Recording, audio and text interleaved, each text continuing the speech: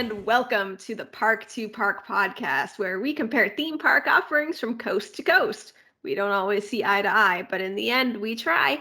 I'm Alli, and as always, I am joined by CJ. How are you doing tonight, CJ?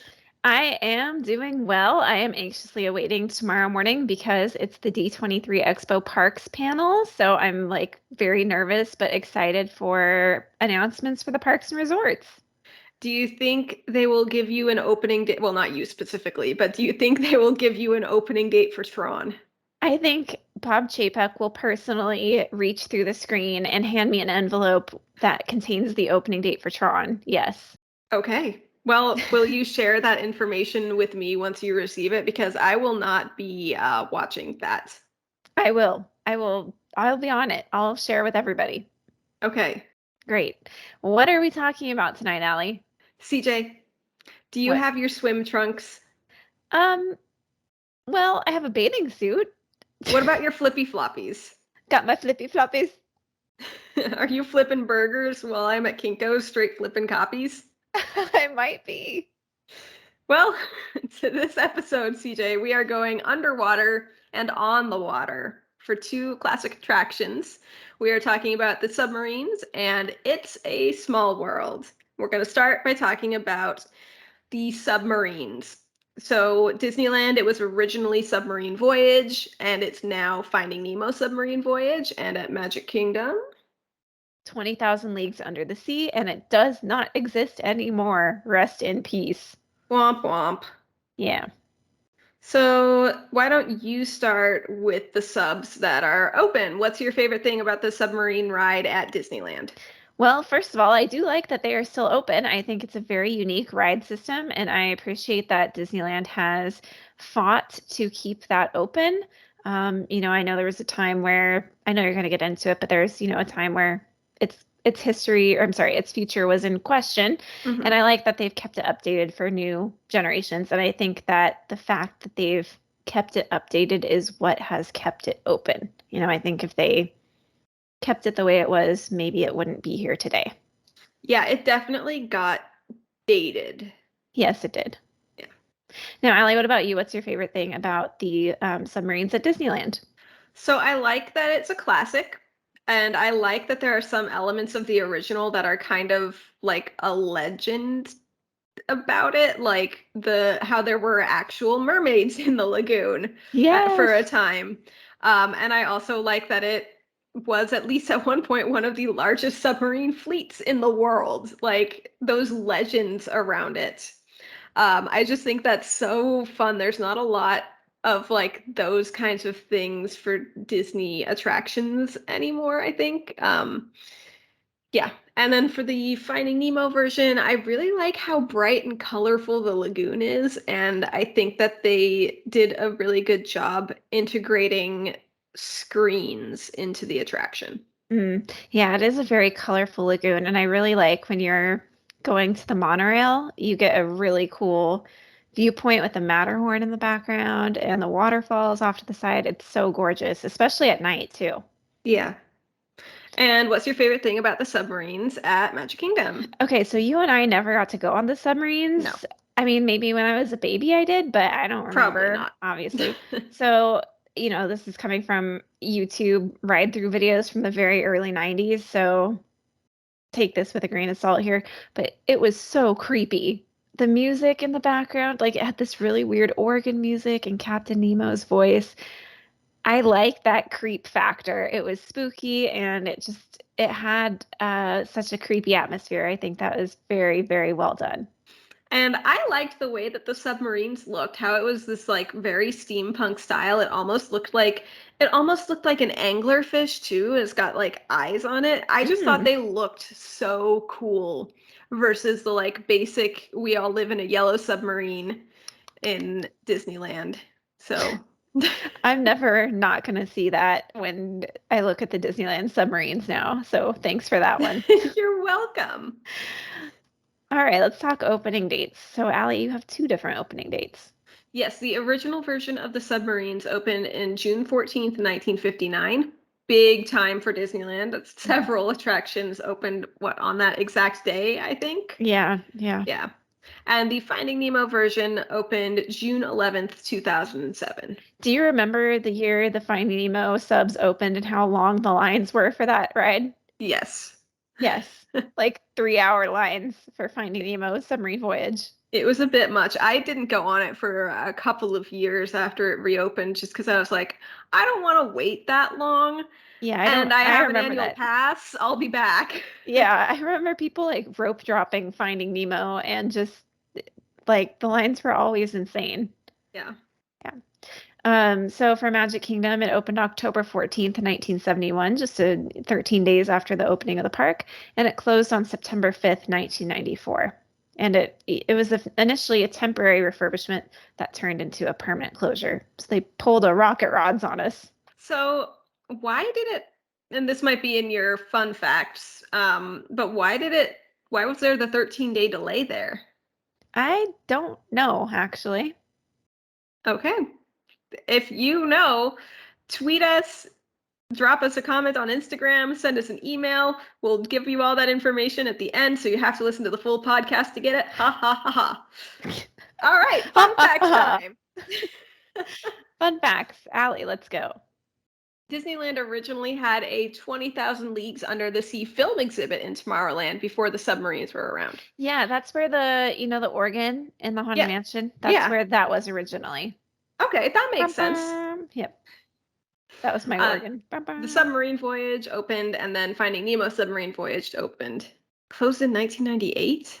Yeah, the submarine voyage closed in 98. And It it was sat there. closed for almost 10 years Yes. before Finding Nemo reopened. Wow. Yeah. I did not realize that. As you can tell, CJ did the research for this portion, and I'm just reading her notes. Yeah. We were a little busy. It's, yeah, we are recording this on Saturday. It comes out on Monday. It's fine. It's fine. We got It's this. been crazy. It's been crazy around here. Anyways, possible rethemes discussed were Atlantis, The Little Mermaid, or just, destroying it and not reopening it. But in 2005, it was announced that Finding Nemo was going to be taking over the submarine lagoon. And I think that was the best choice at Yeah, the time. thank goodness Finding Nemo was not a box office flop, right? Like that was their Yeah. saving grace. Good old Nemo. Yeah. So the Magic Kingdom version is based on the 1954 film of the same name, 20,000 Leagues Under the Sea, and it closed in 1994 and it never reopened, even though they said it's under refurbishment. And it just sat there. It just sat there. People were thinking, well, maybe it'll be reopened. No, it did not reopen. 1996 is when the ride started to be dismantled. Some of the submarines were taken to Castaway Cay, which is the Disney Cruise Line's private ship. Apparently, It's not a private I'm ship, it's the sorry, private island. Private island, thank you.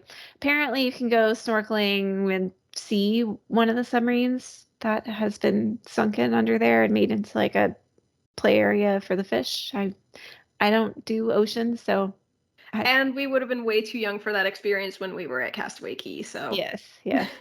Most of the submarines, however, were dismantled and sold to a scrap yard. That's so disappointing. I know. Isn't that sad? Do you think that John Stamos owns one of the ones that was not dismantled and sold to a scrapyard? Honestly, he probably owns enough things to just make his own Disney park at this point.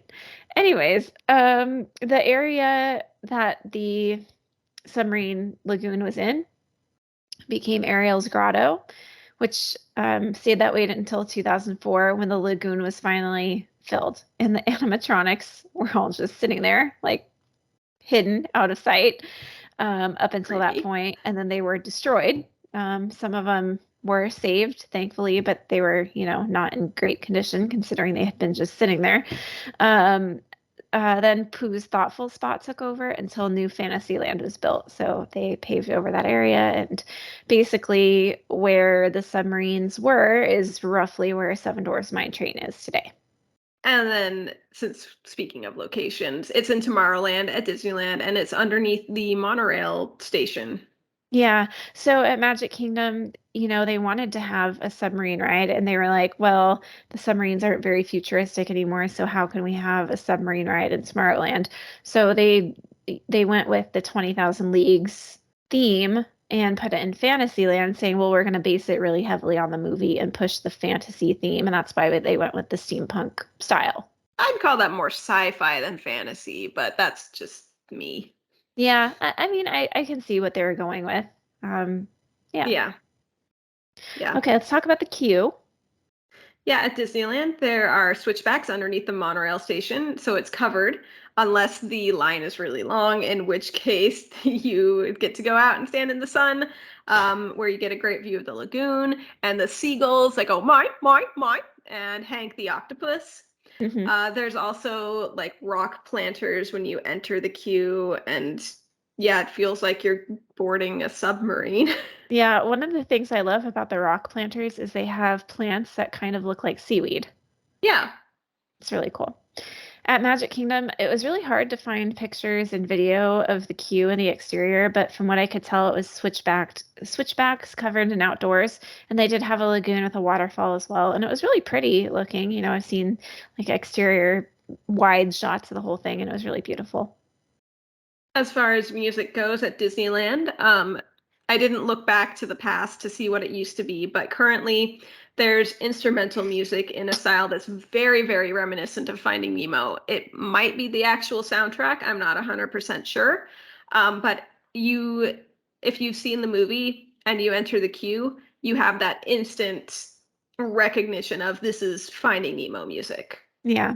So at Magic Kingdom, they have this like sea shanty style music playing in the background with Captain Nemo speaking and sharing fun facts about the ocean and sea creatures and stuff.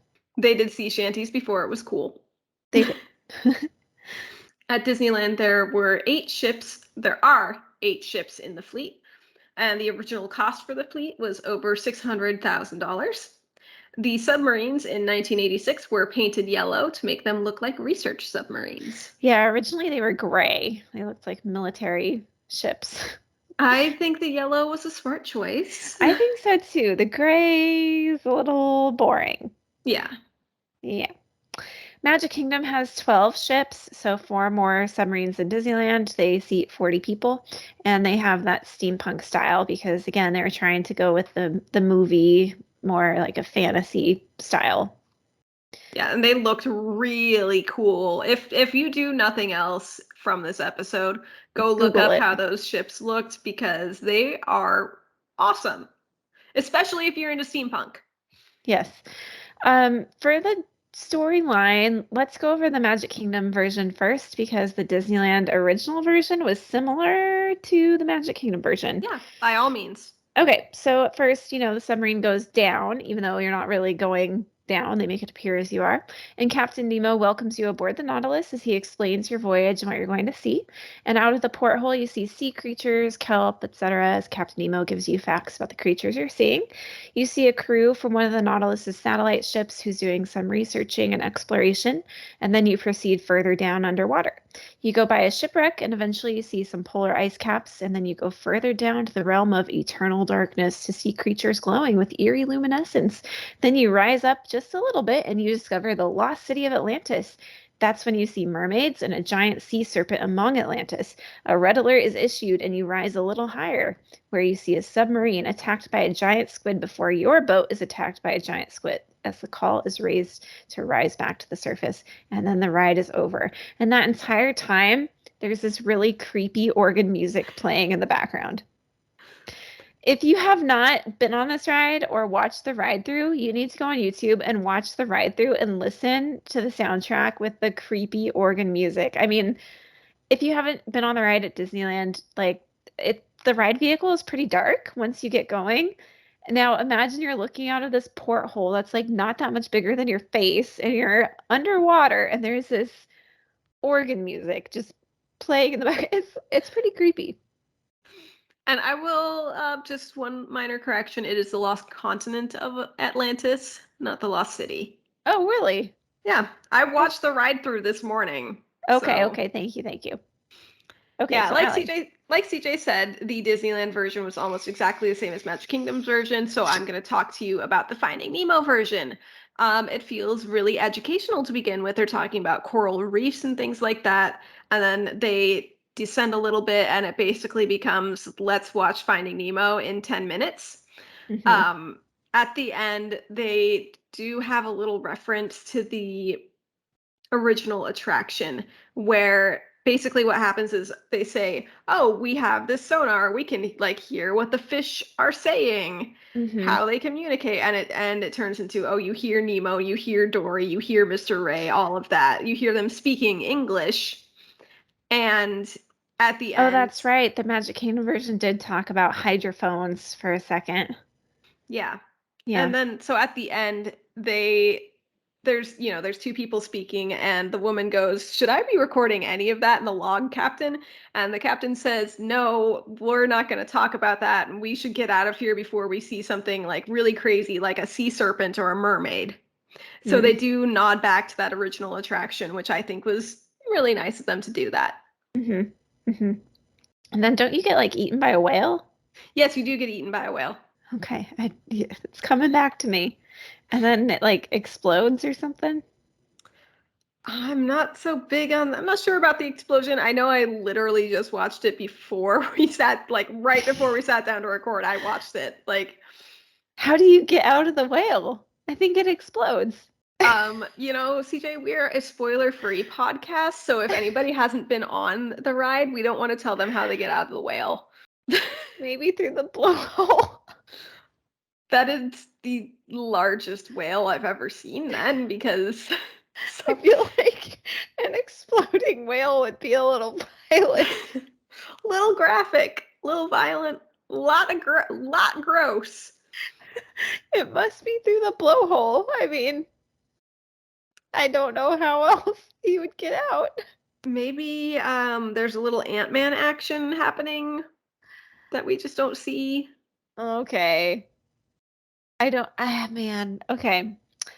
Anywho, go on the ride. It's, classic Disney, Yep. classic Disneyland. You gotta go on it. Yep. Okay. And you can go on it because there are no height requirements for this attraction. Yep. And also, if you are scared of enclosed spaces or if you have a mobility issue, they do have an alternative viewing area that's just a little room, so you don't have to go into the submarine. Yeah. Just ask a cast member. Yep. You do have to still wait in line though. Okay. I didn't know that. All right. Yep. You still have to wait in the line. Okay. At least I'm pretty sure. The last time I went on it, I was pretty sure you still had to wait in the line if you wanted to do the alternative experience. Huh. I didn't know that. I thought if it was just open, you could just go on in. But all right. Height requirements. Yeah, no height requirements. Open during the fireworks. Open during the rain. No fast pass at Magic Kingdom because fast pass wasn't around. There's none at Disneyland. All of that said and done, it's time for the final showdown. Doo-doo-doo, doo-doo-doo-doo. Do-do-do-do. Can we see eye to eye? Does one side stand out above the crowd? CJ, submarines, go. 100% goes to Magic Kingdom. It's a lot creepier. The atmosphere is like way better. And, I know it was a little dated and it needed some love, but I think if they updated it and kept it around, I think it would have stood the test of time in Magic Kingdom. Yeah, I don't think you're wrong, but I am giving it to Disneyland, Ah! not just because it's still open, but because it's not creepy. It's way more family friendly. Nobody's gonna get scared.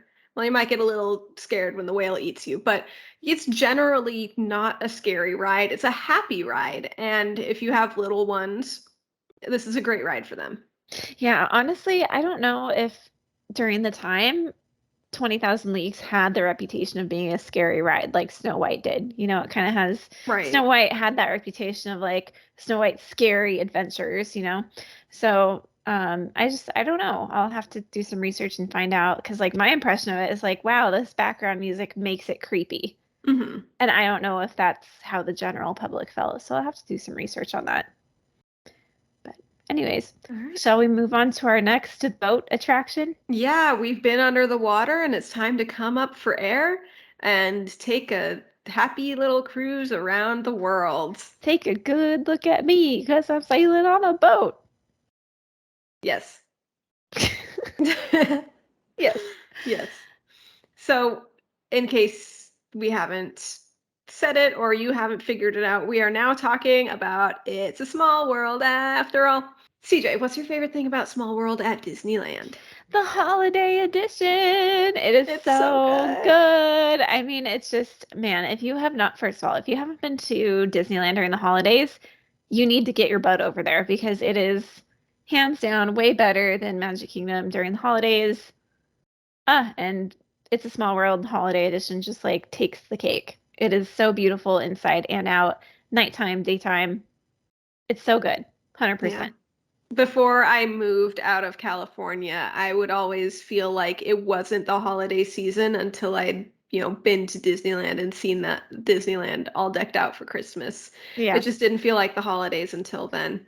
Yeah, and that little light show they do where they do like the projection mapping and then it's like "Du-du-du-du-du-du," and then it goes "Du-du-du-du-du-du-dun," boom and the whole thing lights up. It just looks so good. Oh man, it's so good. I'm not sure how the real thing could I feel like the real thing pales in comparison to that rendition of it, CJ.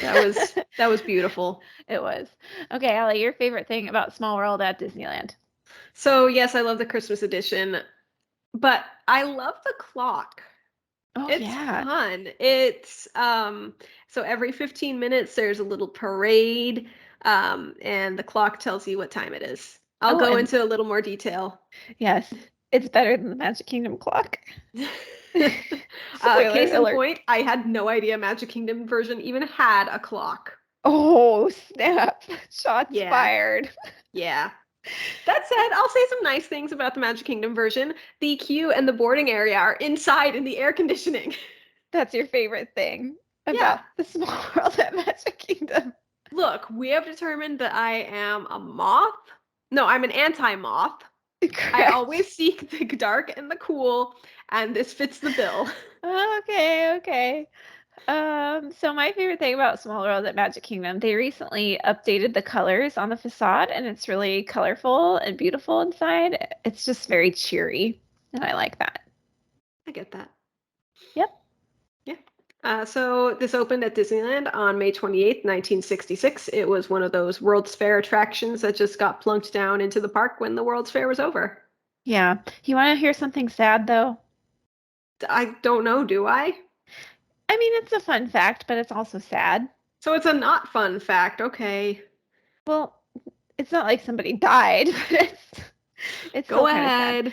Okay, so at the World's Fair, they were given kind of an ugly building to put the attraction in. So to make it more appealing for people, uh, Raleigh Crump designed the Tower of the Four Winds, which is like this huge sculpture to like, draw people in. And I guess they were too cheap to ship it back to California, so they sunk it in the Hudson River. That's a waste and a shame.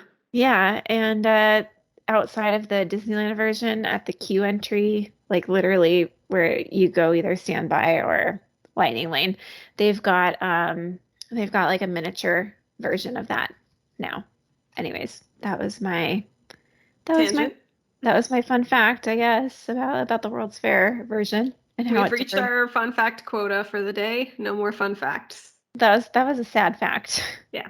No No more more sad sad facts. facts, No more only sad fun facts. ones. And then at Magic Kingdom opening day attraction October 1st, 1971. As mentioned previously, this attraction was originally at the New York World's Fair. It was originally designed for the Pepsi Cola Company to benefit UNICEF. Mary Blair did the concept drawings and doll designs, and Alice Davis was the lead costume designer. And it was featured in the Tomorrowland movie with George Clooney in it. Yay, I like that movie. Do you like that one? I really liked it. I thought it was really well done, and I think it's a shame that it didn't take off the way they wanted it to and the way I Agreed. hoped it would. Agreed, because I was hoping that was going to be like the future of Tomorrowland in Disneyland. Yeah, And I think Disney was probably hoping for that too, because yeah. Tomorrowland needs help. Magic Moving on. Kingdom fun facts. So at the end of the ride, they have magic band readers that can pick up your name and you can see a personalized goodbye message on screen. So make sure you have your magic bands ready to go. There's approximately 289 dolls that sing in 5 languages: English, Italian, Japanese, Spanish, and Swedish. They were recorded by a church choir in London, a school chorus in Rome, TV performers in Mexico City, and kids from Tokyo and Burbank. Then they spliced together those choirs with sounds that represent 25 different countries. And there's a clown figure at the end of the ride and a hot air balloon, which was the only sad face figure in the entire ride, supposedly, but apparently it's been removed from the ride. This is from allears.net. A lot of interesting facts there. Also, I've heard this strange fact that came from a Disney Plus documentary. Have you Okay. heard about the doll's hair? No, and I'm very concerned now. And how it grows and they have to cut it. That's really disturbing. Apparently it has to do with like the humidity in the building or something. And this is specifically in Florida? I don't know. It's on a Disney Plus documentary. Cool, so the dolls are alive. Got it. Yep. All Okay, right. location and land.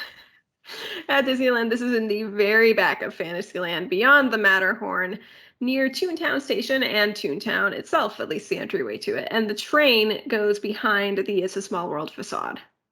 And Magic Kingdom, it's in that alleyway of like classic Fantasyland across from Peter Pan on the way to Haunted Mansion by the Tangled bathrooms. At Disneyland, the queue was actually recently updated and it is so much better. There's actually shade now, but Yes, they added trees. Yay! it is basically your standard switchbacks. But you get to look at the exterior facade, which is absolutely gorgeous. It's white and gold in Mary Blair style, and there are famous landmarks like all across it. Every 15 minutes, the clock, there is a small parade of figures that come out from under the clock and they walk in a little circle and they go back under the clock. And then trumpets go off and the doors open and it says it is 8:15. Yes. Also, there are topiaries in the queue. Yeah. Yeah. Topiaries.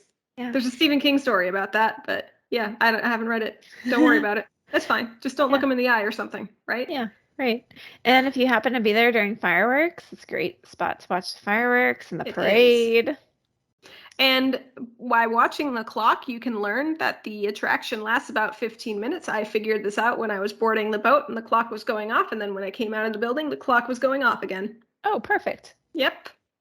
So at Magic Kingdom, the queue is basically inside, unless the line is really long. You might be outside for a tiny bit. But the exterior is that like Renaissance fair style tent looking thing that we kind of see throughout Fantasyland with flags and shields. And above the signage, there's a boat with children in it from around the world. The queue is covered indoors with switchbacks, so it's air conditioned. Pinocchio Village House restaurant looks down on it, so you can like wave at the people as they go by. Oh, The that's what that is. Yeah, you have to like go if you're going inside Pinocchio Village House, go all the way to the left. The indoor facade is a smaller version of the Disneyland one. It has like larger than life geometric shapes kind of made out to be representative of famous landmarks around the world. And it's painted in those pastel shades, just got updated with gold accents. And it does have a clock in the middle, a smaller clock than Disneyland's version. It does not do the parade every 15 minutes of little figurines, but it does announce the time. As far as music goes, you got one song over and over again. It's a Small World.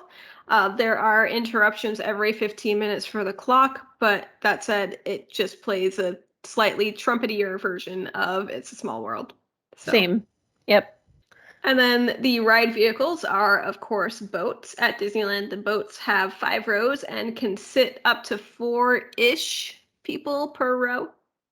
Yeah, Magic Kingdom is the same thing, but 6 rows of seats, and they can sit 4 with, a couple kids on the laps.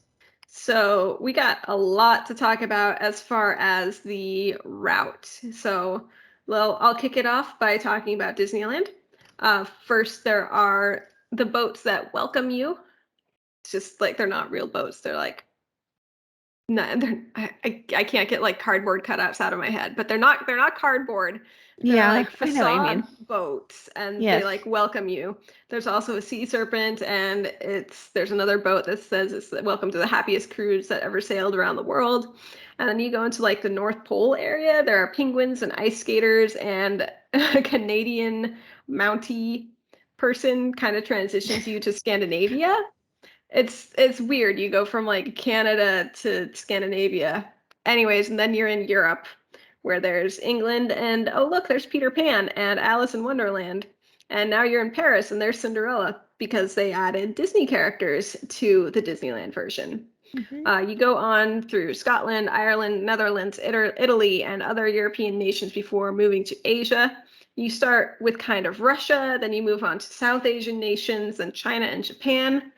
You go into Egypt and then the African area, which is mostly represented by flora and fauna instead of as unique nations with their own heritages. And we move on to Latin America next.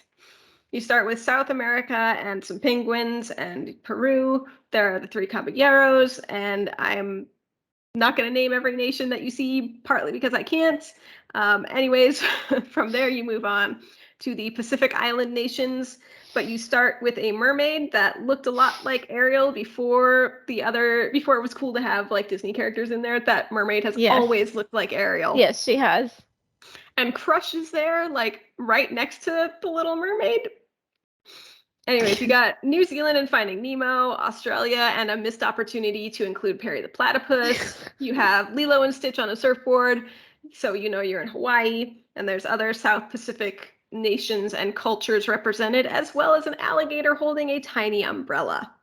And then you're in the American West, where you've got a barn and a farm and some cowboys, some mesas and some cacti, and Woody and Jesse are there too. Then you go under a rainbow archway with like Hollywood spotlights and palm trees above it into the finale room where everyone's dressed in white. All the facade areas are white and it's very uplit with other colors. And there's children from all nations that come together and they're all singing It's a Small World. And yeah, it's one world, one love. Um, you after you go, CJ's cracking up over there. You go under a farewell banner, and then there's like a whole bunch of postcards that say like goodbye and like wish you were here and like having fun in the sun and other like postcard phrases. And I sure hope you have your sunglasses ready because it's really, really bright coming out of that dark building and the ride's over and you disembark. Okay. The America section. I'm so confused by the America section. Like, Yeah, it's just cowboys and there's Native Americans back there too. Right? Like, I did not see them in the ride through, but I'm glad that they are represented. well, they're shoved in a corner, first of all. That's the American way, apparently. Apparently, yeah. It's like on the left side you got farmers, on the right side you have cowboys, and the Native Americans shoved in a corner. And apparently that's all that America is, with like the Hollywood lights in the background before you get to the finale room. Don't forget Woody and Jesse are there too, because they're the most American. It's so weird. The America section. Okay, well, all the other nations that are represented are distilled down into like one very basic scene as well. So, Yeah, I know. It's just I feel like the other countries don't have as big of a room. Like America gets a whole room. yeah, America does get a room to itself. And that's what they chose. Like, yikes. The Wild West, great open spaces. I don't. Okay. Shove the Native Americans in the corner, like, oh man, Disney. It's Ugh. white people. I say that Yikes. as a white person. It's Talk just to me about Magic Kingdom, CJ. This is too much. okay. I'm gonna preface this with I probably missed stuff because I was watching this on 2 times speed. Oh, I definitely missed stuff. And you have a There's lot more countries named than I did. So yeah, carry on. I try to guess what countries they are when I go on the ride because it's interesting to me to try to guess what they are based on what they're wearing. So Mhm. Anyways, so first you pass under the ride operator control tower and you wave at them. Then you pass by the Pinocchio Village House restaurant where you wave at the guests, and then you go like into the show building where the ride starts. You enter the Scandinavian area first, where you see ice skaters, dancers, and toy soldiers playing drums. Then you go to mainland Europe, where there's like French dancers under the Eiffel Tower, Big Ben in the background, and there's like these chess piece style dolls to represent like the king and queen. Then there's Scotland and Ireland, where you see a leprechaun and a rainbow. Denmark for like tulips and geese and windmills, stuff like that. Spain and Italy, where there's like a Venetian gondolier, I don't know how to say that. Then you get to like the Swiss and Germany section with the Alps, and then under a bridge takes you to the transition area. Israel is represented on the left side with a Jewish wedding. You have Greece with lambs and Greek architecture on the right side. Then you have Saudi Arabia, Morocco, Thailand, Cambodia, China, Japan, Malaysia. And then another bridge transitions you to Africa. You have Egypt because there's like pyramids. And then it's hard to discern specific countries past Egypt because you mostly have animals and flowers. Transition scene takes us to South America, where we have the South Pole area with penguins. There's market scene, dancing, cacti, a scorching sun, and then you have the Amazonian rainforest where there's birds and other animals. Then we transition into the Pacific Islands, where you have hula-style dancing, more birds, and lighting effects that suggest tropical weather. There's traditionally dressed dolls traveling on boats in the ocean. Kind of reminds me of that one part of Moana where they're like, away, away, that part. There's also dolls drumming while wearing masks. It's very tiki room-ish. And there's giant butterflies like swaying from the ceiling.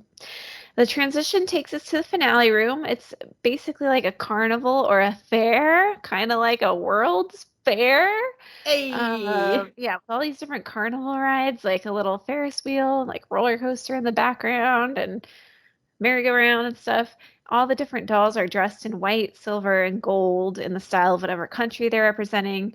And like basically the whole room is white, silver, gold, lavenders, blues, and purples. Like that's the dominant color essentially.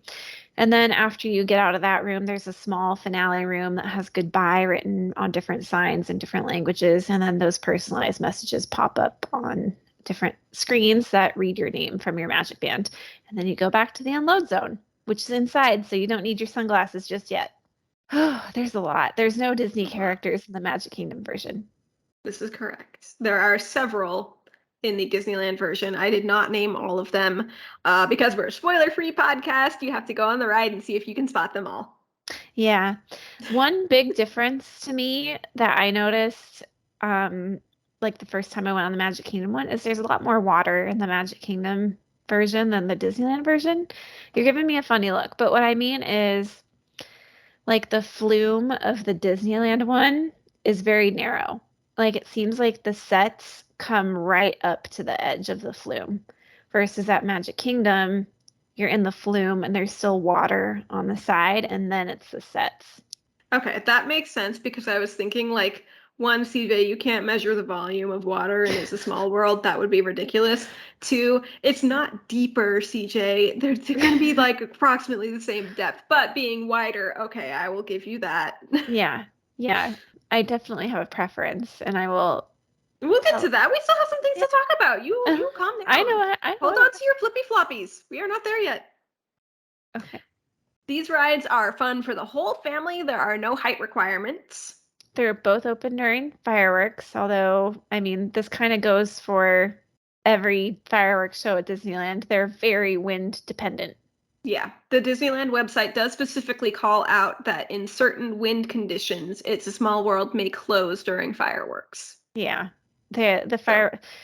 Small World is right on the edge of Toontown, and the fireworks are launched from behind Toontown. So it could be good night, Small World. Yeah, things are windy. You know, if it's not open, it's a great area to watch the fireworks from. So yeah. Do recommend. You'll be right under the fireworks, essentially. Both renditions are open in the rain, and both have lightning lanes. They do. Which brings us to the final showdown for It's a Small World. Will one world reign supreme, or will we agree to disagree? I made you go first on the last one, and shoot, I have no idea which Really? one. Yeah. This one, okay, do you want me to go first? Because I know this is a clear winner for me. I mean, normally we try to alternate, but I hadn't thought about this one Oh, very this is hard, 100% so easy, clear-cut winner for me. proceed. Disneyland, hands down. The facade for Magic Kingdom is ugly. It's small. It's indoors. It doesn't have a good clock. You didn't even know there was a clock. It doesn't have a Christmas version. I think the Disney characters, even though I don't like Disney stuff being like shoehorned in where it doesn't belong, I think it actually fits pretty well in this ride. Um, I like that the ride is like it goes indoors and outdoors, even though like the outdoor portion is not very big. It allows them to add topiaries, which brings like a certain level of depth to it. The train goes through the facade. The Christmas version, I don't know if I talked about that. The finale room is a lot better. The finale room of the Magic Kingdom version looks like it's stuck in the 70s. It's so bad. It's so bad. It's so ugly. I hate it. Um, and then the thing about the water with the flume, I mentioned this because I feel like Magic Kingdom's version has a lot of wasted space versus Disneyland's version with the sets being so close to you. It's like you're surrounded by the ride a lot more. Like the ride feels bigger and you feel smaller, and it's just I just think they pull it off better. It really reminds you that it's a small world. Or you're a small person in a big world. Okay. So you made a lot of very, very good points, and I think a lot of my struggle was because I was thinking just the ride itself, just boat boarding to boat disembarking. And I wasn't thinking about any of the other aspects because you are totally right. The Magic Kingdom version is ugly. Like, hmm you don't like it doesn't have that classic It's a Small World look No, at it looks like a all. carnival ride. You enter a So, Renaissance yeah. fair tent to go And on It's a Small World, which is a gorgeous attraction. you also brought up the Christmas rendition, and I think we've established in previous episodes that I am a sucker for Christmas. Completely and utterly. I love Christmas. It's what, September 10th? Louis, can I put up the Christmas tree yet? We've got 2.5 months. I just really want Christmas. I will admit I was slightly influenced by CJ saying that, but she's 100% right. It's Disneyland. It's completely Disneyland. Whoop, whoop, whoop. No, I'm glad Okay. we're in agreement on that one. I'm surprised that you like had to think about that. I got lost thinking about Just the ride. just the ride, just when my butt's in the boat, and not the overall experience. Okay, that's fair. That's fair. I don't even really like the ride of Magic Kingdom's version. I think the extra water throws me off a little bit. Like the set seems so far away. Like I feel like I'm floating past something that I'm looking at instead of being included in it. I don't feel like a part of it. I feel like I'm just looking at something. It's like a museum that you're floating through. Yes. Yeah, Disneyland's is just so much better. We So agree that on wraps this us one. up. And Disneyland won this one. Magic Kingdom got kicked to the curb here on the boat rides. Well, you voted in favor of Magic Kingdom on the submarines. Yeah, only that ride So, doesn't exist anymore, so rest in peace, 20,000 Leagues. yeah, Disneyland by default kind of wins this episode.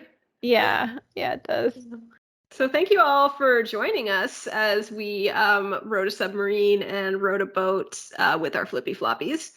So let us know what you think. Should Magic Kingdom have removed the submarine ride entirely, or should they have just refurbished it? Is what they replaced it with worth it? There's Oh, a that's a good question. that's a good question. What Seven and Dwarfs Mine Train. Do you think it was worth it? are you asking me specifically, or are you asking our Yeah, audience? because I know that you've said you don't really like Seven Dwarfs Mine Train. I am not a big fan of Seven Dwarfs Mine Train. I do think it's a fun coaster, but I don't like the rocking back and forth. I Mhm. think that that's just a bit too much for me. Yes, Because I think more people have fun on Seven Dwarfs Mine Train than they would on the submarines, even if they refurbished it and redid it to be like Finding Nemo or something. I Mm, also think that we need less duplication mm, between California and Florida. I And agree I with that. appreciate that it's a unique attraction rather than another copycat. Okay, I can see that. I can see that. I disagree with your point that more people have fun on Mine Train. I think less people have a higher degree of fun because there is no height requirement on submarines. So more people had fun on the submarines, but I Okay. think a less amount of people have a higher degree of satisfaction and fun on Mine Train. Okay, now you're just picking apart my words. But okay, I see your point. I see your precision point there. But I think I overall I agree with you, and I think the the need to have a ride that goes through water is satisfied at Epcot because Nemo, you go through the aquarium. So I Okay. think But that it's is it's a completely probably different experience though. Yeah, also second point, it wouldn't make sense for there to be a Nemo ride at Magic Kingdom when you have yeah, the Nemo ride at Epcot, and a lot of the scenes are the same if not similar yeah. between Finding Nemo Submarine So Voyage and they need to find some other like it was probably doomed here in Florida anyways. Either yeah. that or like if they were going to, they'd have to like retheme the ride at the aquarium because that was around since the 80s. So like they're not going to dismantle an aquarium ride. Like that's a Yeah. huge aquarium. What are they Yeah. going to do? Like board it up? Like that doesn't And make I sense. think I think that ride is very well suited to a Finding Nemo theme. Yeah, I agree. So it seems like no matter what they did, the submarines were probably doomed here. Yeah. I think maybe if Atlantis had taken off, but Yeah, Atlantis kind of flopped. yeah. So there's a lot more love for Atlantis now than there was when it came out. So I know, and that's such a shame that like some of these older films get like a second wind, like a decade, 2 decades later. yeah. Because it seems like Disney is very like short-sighted, and like if it's not a success right away, they just abandon it in the parks. Hmm. Anyways, Side question. Do you think that's why Country Bear Jamboree got taken away at Disneyland? Because of the rephrase the Country question. Bear movie? No, the Country Bear movie came a lot later. But do you think that's why they closed the Country Bear Jamboree? Because that movie didn't succeed? I know Country the I Country Bear Jamboree closed like September 9th or 10th, 2001. I have no idea when that movie came out. It was a I'll be lot honest. later. It was a lot later. Are we sure? Yeah, I'm sure. Yeah, it was not a lot later. It came out in 2002.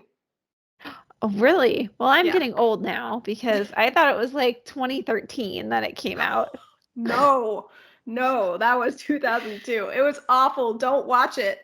Oh dear. It's so bad. Okay, I won't watch it. But it does have Christopher Walken in it. So, Whoa. That's yeah. a weird role. I no, he plays a human. He doesn't play one of the bears. Oh, that's still a weird movie for him to do. I'm pretty sure he's the bad guy. I don't know. He makes a good villain either way. Anyways, okay. Yeah, let us know. Did you like the Country Bears movie? Did you hate it? Let us know.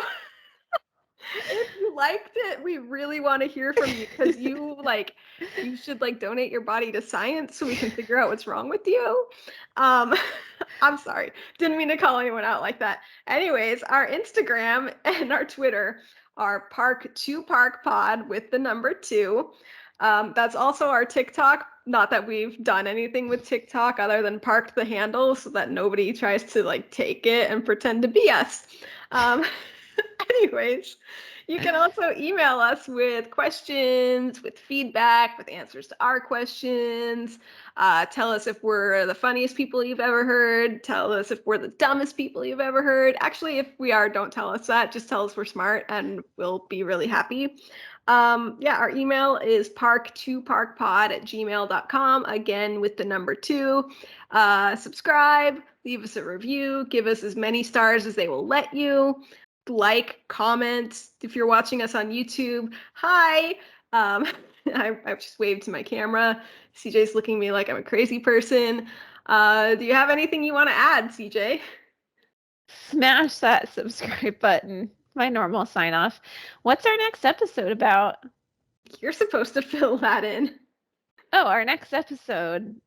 Oh, let me think of something witty to say. Okay. Do you have your head on? Yes, fully attached.